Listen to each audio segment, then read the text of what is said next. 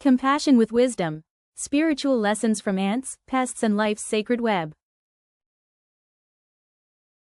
Have you ever noticed how the smallest beings, ants in your kitchen, a cockroach scuttling across the floor, or even a mosquito buzzing by can stir up such strong emotions? Some feel anger, others feel disgust. Some reach straight for the insect spray while others may choose to ignore them and hope they disappear. Let's pause here. Both responses come from habit rather than awareness. Killing, even with the thought of mercy, still disregards the sacredness of life. And ignoring the deeper meaning by calling them just pests blinds us to their role as teachers. Yes, teachers, because every encounter with life, no matter how small or inconvenient, can reflect something deeper about our vibration, our choices, and our state of being. Ants as a mirror. Think of ants. They are drawn to crumbs, sugar, and unsealed food. On the surface, they are simply looking for survival. But in a deeper sense, ants mirror back to us the state of our environment, both physical and energetic. Life responds to vibration. When the field shifts, responses change. If our home is filled with chaos, neglect, or scattered energy, pests are more likely to appear. A chaotic field attracts them. But a harmonious field, one of order, cleanliness, and balanced energy, naturally discourages their presence. It's not magic, it's resonance. Ants, cockroaches, and even flies are highly sensitive to frequency. They go where survival is easiest. If food, shelter, and stagnant energy are present, they gather. But if the vibration of harmony is strong and the environment doesn't support their nesting, they move on.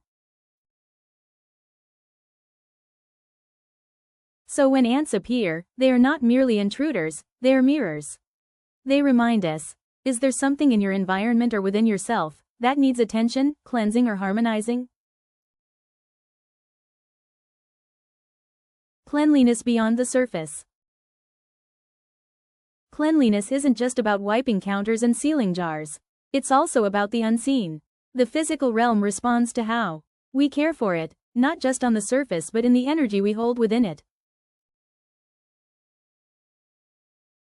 A clean home with constant stress, resentment, or anger still creates vibrations that attract lower forms of life. Because pests are drawn to density, to imbalance, to disarray, whether physical or energetic. So tending to cleanliness is not just housekeeping. It is sacred practice. When we sweep, we don't only remove dust, we restore harmony.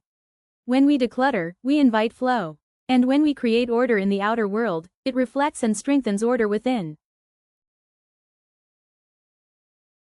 Compassion and wisdom.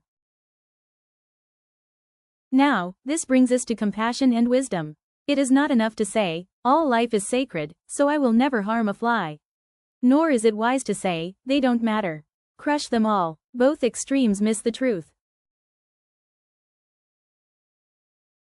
Compassion sees the life force in even the smallest being. Wisdom discerns what belongs where.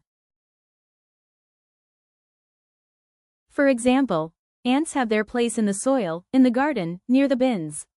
They aerate the earth, recycle nutrients, and play their role in the ecosystem. But they are not meant to live in our stove, our pantry, or our bedding. So what do? Some suggest diverting ants with sugar water from the kitchen to outside. But this can create another problem. It may invite them to nest closer since resources are abundant. This is not compassion with wisdom, it's compassion without clarity. On the other hand, spraying poison without thought may solve the problem quickly, but it disregards life entirely. Worse, it can harm us too. Children, pets, and elders with low immunity may breathe in these toxins. The very attempt to protect becomes another form of harm. So what is the middle way? We act firmly but not with anger. We protect our space but without blind aggression. We understand their role but we guide them back to where they truly belong. Is this compassion with wisdom? Or do you feel this is compassion with wisdom? It is both a question and an invitation. Sacred neutrality. Sometimes, despite our best efforts, harm may still occur. We may step on an ant by accident, or have no choice but to kill pests that bring disease. In these moments, what matters is the state of our heart. Do we act from anger or from understanding? Do we curse them or release them with sacred neutrality? Sacred neutrality means we do not carry guilt nor arrogance. We acknowledge the necessity and we release the act without attachment, holding a silent prayer. May you return to the cycle of life in peace. Awakening through the smallest beings. Why does all this matter? Because awakening is not only found in meditation halls, temples or scriptures. It is found in the everyday, when we sweep the floor, when we notice an ant, when we choose how to respond. The smallest beings test whether our spirituality is only an idea or a living truth.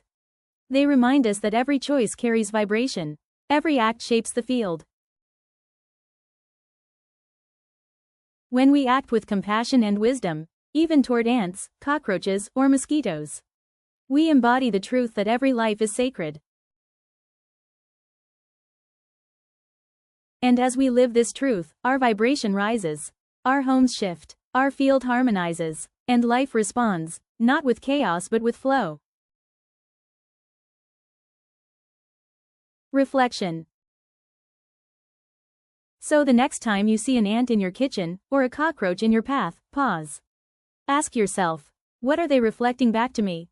What state of vibration is my environment holding? How can I act with compassion, without losing wisdom? If you see them as teachers, they will show you where your field needs balance. If you respond with harmony, your life will reflect harmony back to you. This is how even the smallest beings can awaken us to the sacredness of life.